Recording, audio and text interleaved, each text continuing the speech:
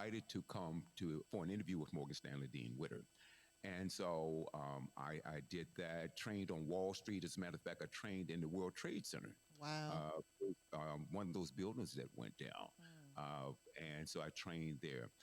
But as far as investments and things like that, you asked me to come up with some ideas or maybe give 5 points on on on on investing Mhm. and money matters, if I understand correctly. Mhm. Yeah. Okay.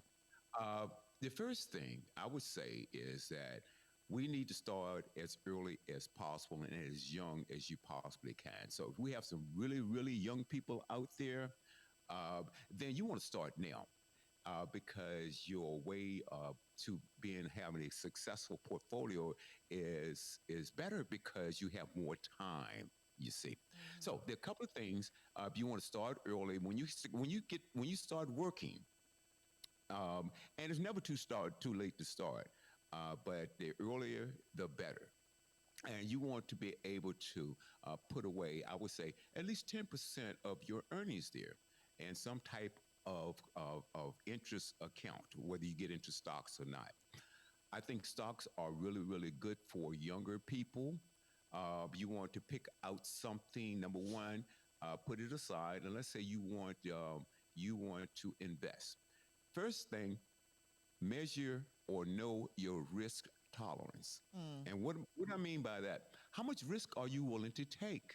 If you're a person that's really, really nervous about your money and you're afraid of losing a dime, you may not want to buy stocks. You might want to look into more stable mutual funds. Mhm. You see, stocks on its own, and they have to earn on its own. Okay. So let's say you buy a stock in Amazon. You buy stock in Amazon. Well, Amazon is a pretty solid company, so it might be a good idea there. You might want to buy a stock in something that's something that people always that's high in demand. Mhm. Okay. Chances are, if it's high in demand, that stock you might want to look at the price of it because the more in demand it is, the higher it is. Higher it is. It goes up by its supply and demand. Mm. If there's a high demand for it, the price is going to go up. You can count on that. Okay, Mm. because it becomes more valuable.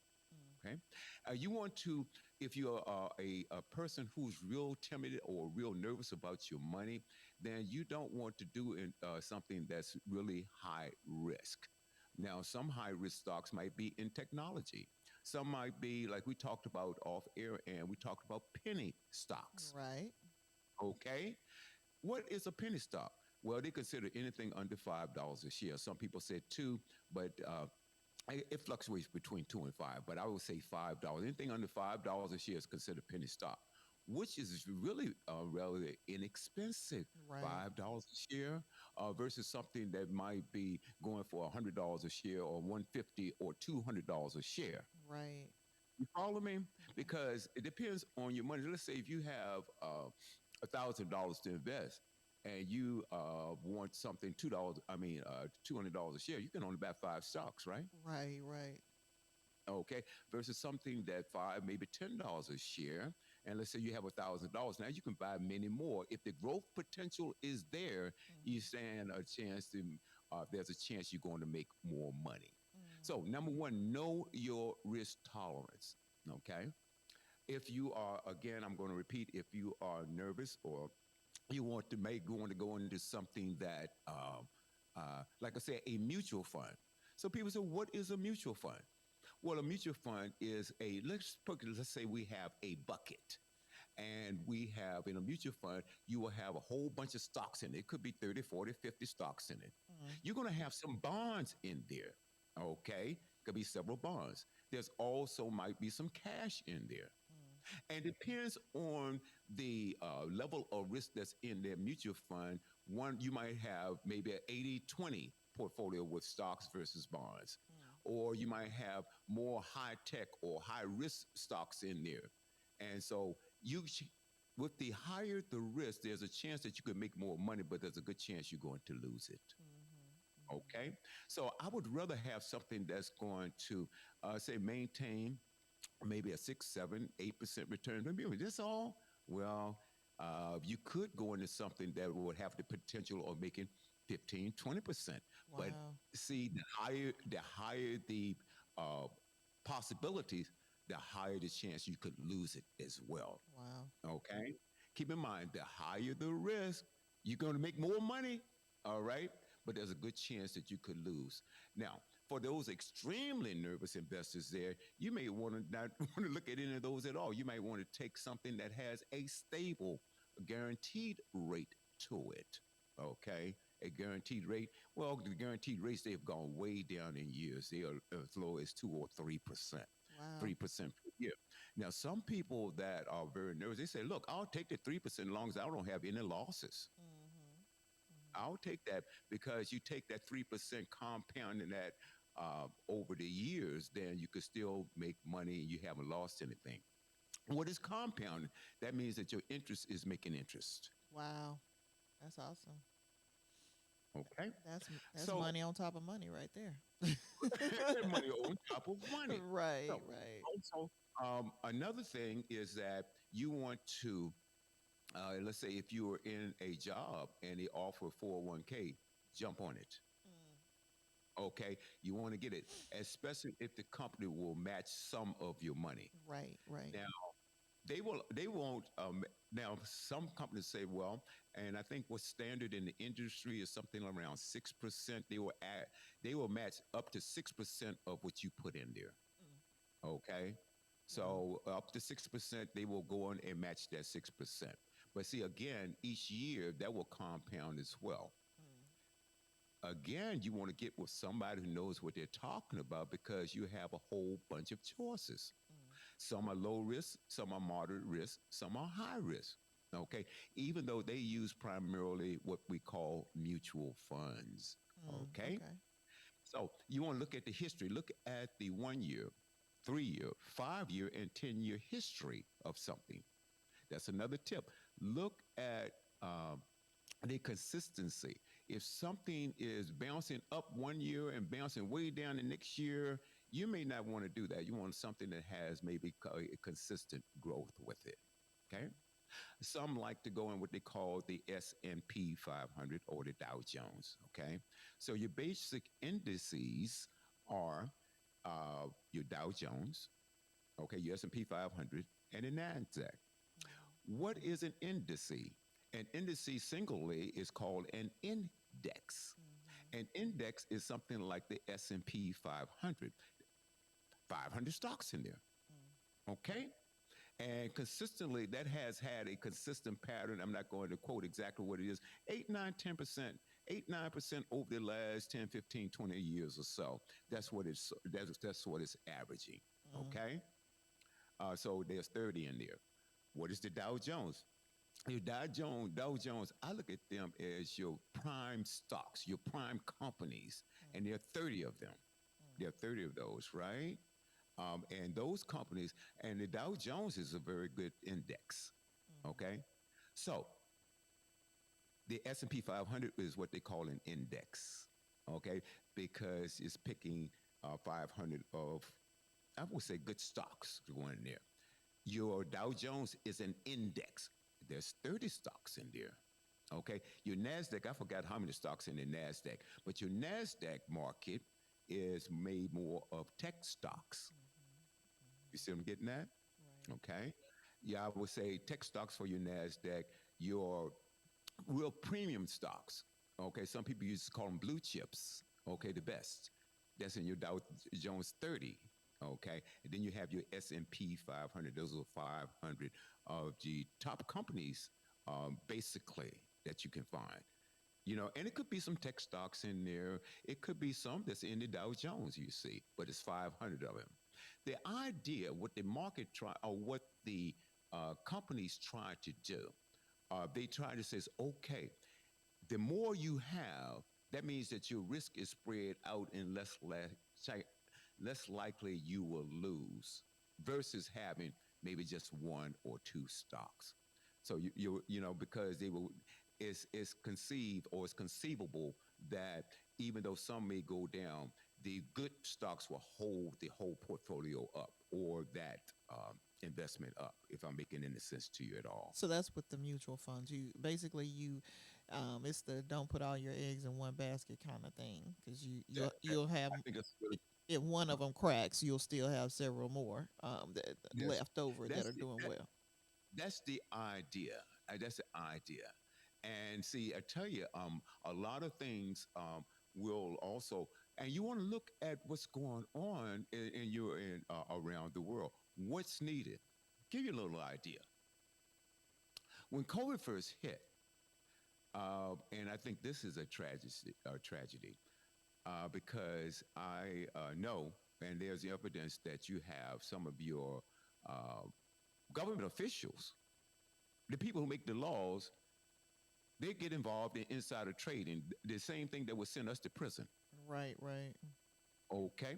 Remember when COVID first hit, a lot of these people in Congress and some senators, and I'm not going to name any names, but they have what they did. They dumped their stocks in banks and airlines and things like that, and they bought stocks that had to do with research and things of that nature, developing, vaccines and things like that. They got the information before the public did. Mm-hmm. Okay. Now, if I were a stockbroker and I got that information and I say, hey, Ann, you might want to dump your stock in XYZ and come on buy some of this or in these pharmaceuticals or whatever it is.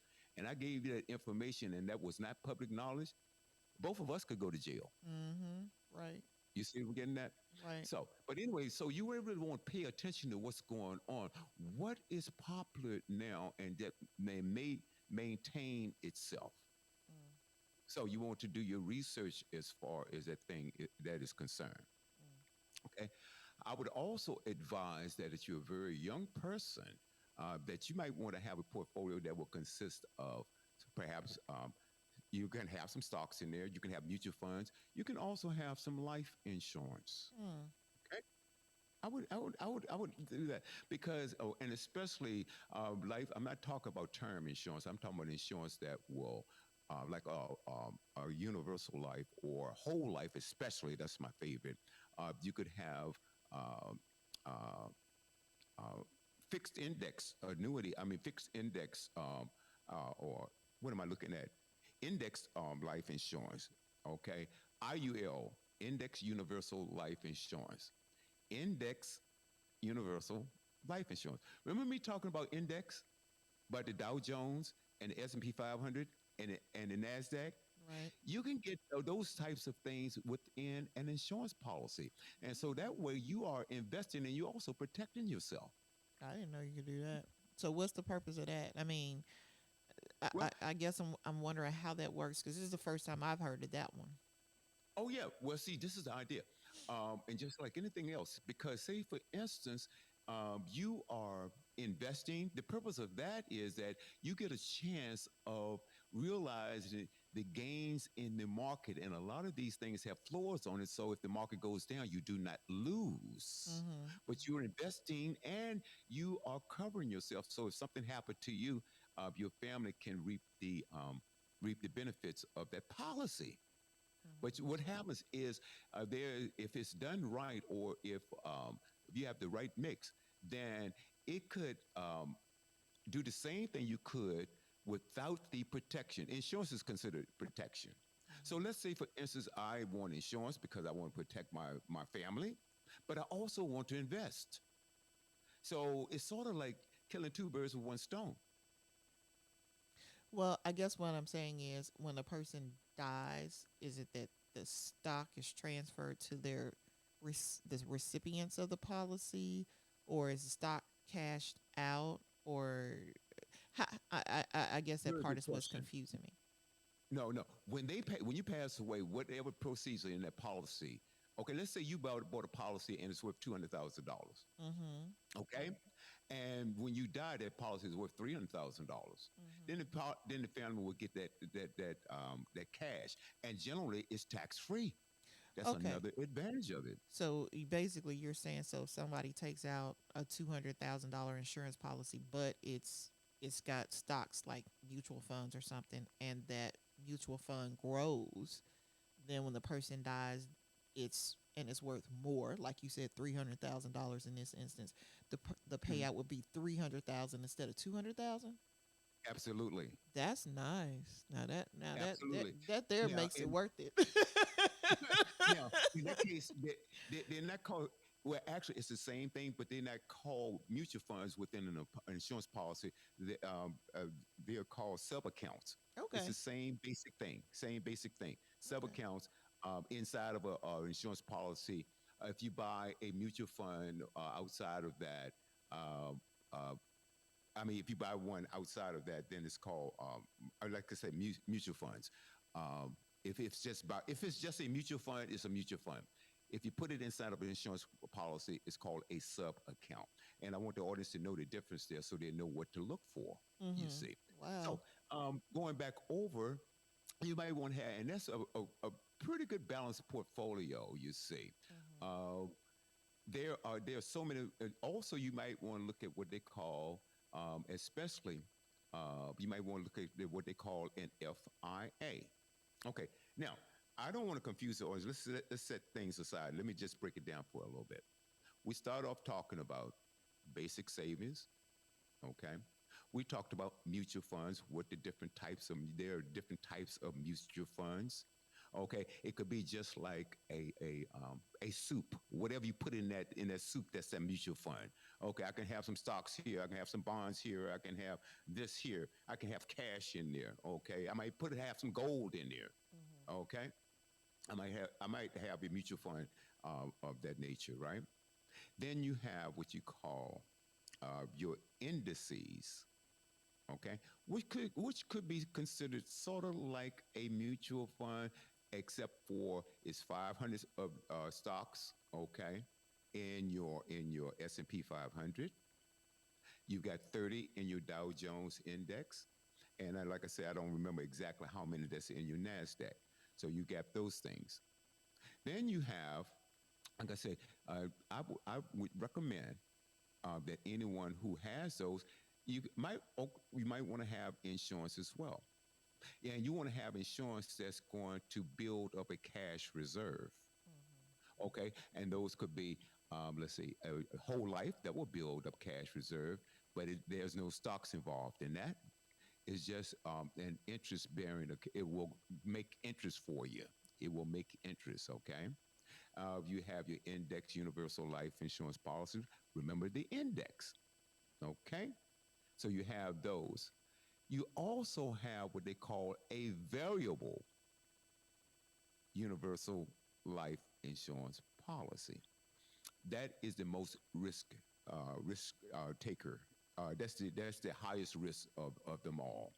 Okay. Let me repeat this. I have a portfolio. I've got stocks in that portfolio. I have mutual funds in that portfolio. Now I have insurance in that portfolio. I can have insurance in there like I said, a whole life, okay, policy. There are no stocks involved. It's just going to make interest or make interest, for lack of a better word. I could also have in there a policy like an IUL or an Index Universal Life that could have the S&P 500 we talked about, okay, or the Dow we talked about, okay. I could also have a variable a variable universal life policy. What does that mean? That may contain high risk mutual funds or maybe mutual funds and they encourage no guarantees. Okay? That thing could go up or down. If it goes up, I'm in good shape. But if I lose in there, that could also affect the value of the policy. Okay? So you want to look at, okay, what is best for me? I'm 25 years old.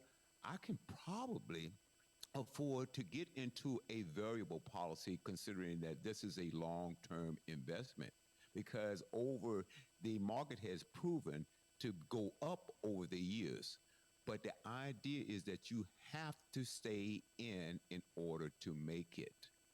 The problem that a lot of people have when they're in a variable, Now, variable investment is risky. It means that you can win or you can lose. Okay, that's what variable means. You have a question? You said something about an FIA, and we only have 5 minutes left. I want to know what Oh that is no, because I don't know what that is. FIA is called a fixed index annuity. Okay. One of my favorites, a fixed index annuity. And let me just share this with you. I can't believe we got 5 minutes left. Oh, but anyway, See how let me much you speed up. talk? See? See? Okay, a fixed. Well, you brought me on to talk, right? That's A right. fixed index annuity. Okay, that means that no matter what happens in the market, you can never lose your principal. Wow, that's nice. One of my favorites is called fixed. So those of you who are thinking about say, you know what, I really want to take advantage of the market, but I'm afraid to take the risk. Okay, well then get yourself a fixed indexed annuity. Most of them, if it's qualified. Now, qualified means that like it comes from a 401k or an IRA or something like that. That's qualified. Non-qualified means that I've got some money and I don't want to put in it. And most of them between $5,000 and $10,000 to start it. Okay, that means that I can take advantage of the market when it goes up. But if the market loses, let's say I start with $10,000 and it went up 10%. Now I have $11,000, right? Hmm. Okay, at the end of that year. So what these things, they have an automatic lock on them. So that means starting the next year, I've got $11,000. Let's say overall the market goes down and everybody else in mutual funds, they're losing and the market is going down. At the end of that year, I still have $11,000. Mm, okay. You follow me? Right, right. Am I making sense? Okay. And then when it goes up, there's an automatic lock on it. Say the next year it goes up another 10%, and next year it goes up 5%, whatever it is. Each year it's locked in. So this is a good thing for the nervous investor. So Very good thing. basically, once you get to a certain point, say you start out with $50,000, you will not lose the $50,000 no matter what happens. No And matter what happens. as, No as matter what happens. but And it's if you great for gain, rollover. but if you Huh? gain in $10,000 and it goes up to 60,000, then now you're locked at that point and you won't lose the 60,000, whatever, no matter what happens. That's exactly right. That's That's nice. exactly right. That's for your nervous investors that really want. They don't want to take the risk of losing at all, but they also want to get in on the action to see what's going on. It's great for rollovers. It's great for people who had a 401k at another job. They left and they need somewhere to put their money in. That's a great thing to do. Let's say you have some money in the bank is just sitting there because banks, they aren't paying any interest on savings account. I think they pay Right. you one half of 1%, maybe. Okay. Right. And yet, with these types of things here, you can put that money in there and you don't have to worry about losing. If the market goes up 10, 15%, you get that if it's locked in at the end of the year.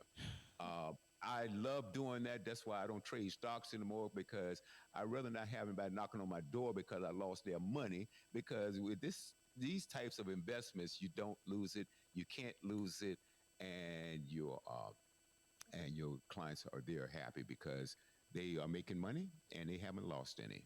And a lot of these don't have any fees. Wow, that's awesome. Now we Yeah. unfortunately have less than 2 minutes left. How important is it for African Americans and other minorities to invest? I mean, are we very active in the stock market, or when it comes to making investments?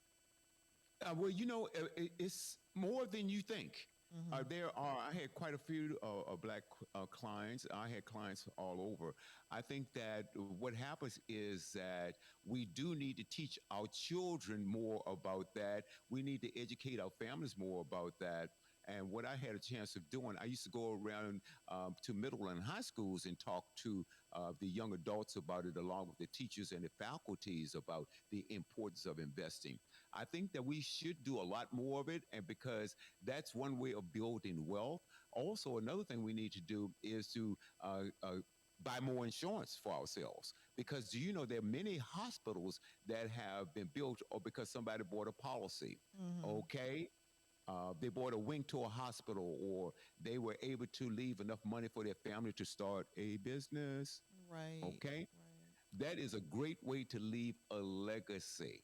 There's a Mm-hmm. great way to leave a legacy by having an insurance policy. So a lot of people look at insurance, oh, it's taboo. No, no, no. It's smart. It's smart thing. It's really smart. You know, Exactly. And because you can buy a life insurance policy don't mean you're going to die. That doesn't mean that. well, William, you have given us a whole lot of information in a very short period of time. I told y'all he was good with money, really great with money. He knows this stuff. So, tell everybody how they can, listen to your radio show, your finance radio show, right here on Studio W Buzz, and how they can otherwise um, get your services when it comes to money matters. Great. Let's see. Let's start off with if you want, if you have some questions, you give me email me, William at studiowbuzz.com or WB Financial Services 99 at gmail.com. WB Financial Services 99 at gmail.com. We did suspend the program for a while, but we will be starting it back up this month. And thank you for asking. And that will be at 10 o'clock on the West Coast. I'm trying to get see. There's a 3 hour difference now since we moved locations. 1 o'clock here Eastern Standard Time, and it's the World on Finance. Not only can I give you tips on how to invest and whether it comes to insurance matters, stock market matters, annuities, things of that nature, but also we have another gentleman by the name of Everett James, and he will talk to you about taxes and how to avoid paying higher taxes than you have to. Wow, really? Yes. Huh. And that's something I need to talk to him.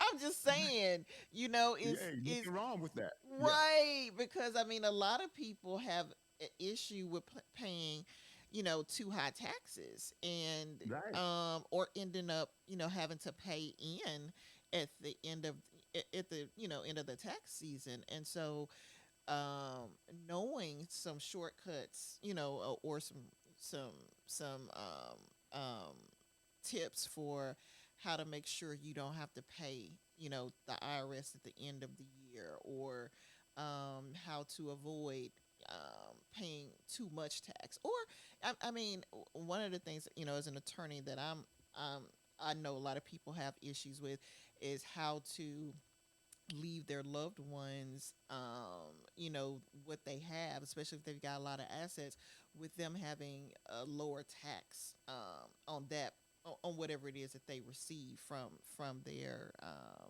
from their estate. So it's interesting. I don't like to deal with that kind of stuff, so that's why I need people like you. As a matter of fact, William, you still have not gotten back to me on something that we are supposed to be working on. So I'm waiting because I need to know what to do. Okay. And we will take care of that.